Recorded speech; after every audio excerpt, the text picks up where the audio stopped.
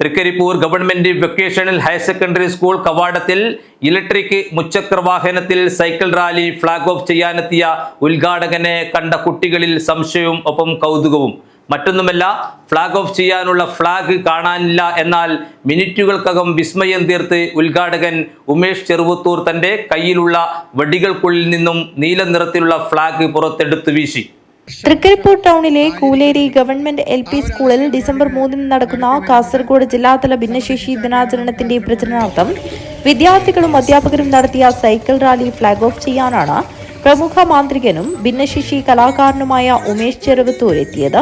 ഇതിന്റെ ഭാഗമായി ചെറുവത്തൂർ PRC സംഘടിപ്പിക്കുന്ന ഈ മനോഹരമായ ഒരു പരിപാടിയിലേക്ക് എന്നെ ക്ഷണിച്ചതിൽ വളരെയേറെ സന്തോഷം ഞാൻ അറിയിക്കുന്നു. ഭിന്നശേഷി കുട്ടികൾ സമൂഹത്തിന്റെ ഉയർന്ന നിലയിലേക്ക് അവരുടെ സ്വപ്നങ്ങളും കഴിവുകളും ഉയർത്തിക്കൊണ്ടുവരാൻ കഴിയട്ടെ എന്ന് ആശംസിച്ചുകൊണ്ട് ഈ ഒരു പരിപാടി ഔപചാരികമായി ഞാൻ ഉദ്ഘാടനം ചെയ്തു. സാമൂഹ്യ പുരോഗതിക്കായി ഭിന്നശേഷി സൗഹൃദ സമൂഹത്തെ വളർത്തിയെടുക്കുക എന്ന സന്ദേശം ഉയർത്തിപ്പിടിച്ചാണ് തൃക്കരിപ്പൂർ ഡിസംബർ 3 ലോക ഭിന്നശേഷി ദിനാചരണം നടക്കുന്നത്. പരിപാടിയുടെ പ്രചരണാർത്ഥം തിങ്കളാഴ്ച വൈകുന്നേരം Trikaripur government vocational higher secondary സ്കൂളിൽ നിന്നും തങ്കയത്തേക്ക് നടത്തിയ സൈക്കിൾ റാലിയിൽ തൃക്കരിപ്പൂർ സെന്റ് പോൾസ് AUP സ്കൂളിലെയും Trikaripur government vocational higher secondary സ്കൂളിലെയും 150ഓളം വിദ്യാർത്ഥികളും സൈക്കിൾ യാത്രികരായ അധ്യാപകരുമാണ് പങ്കെടുത്തത്.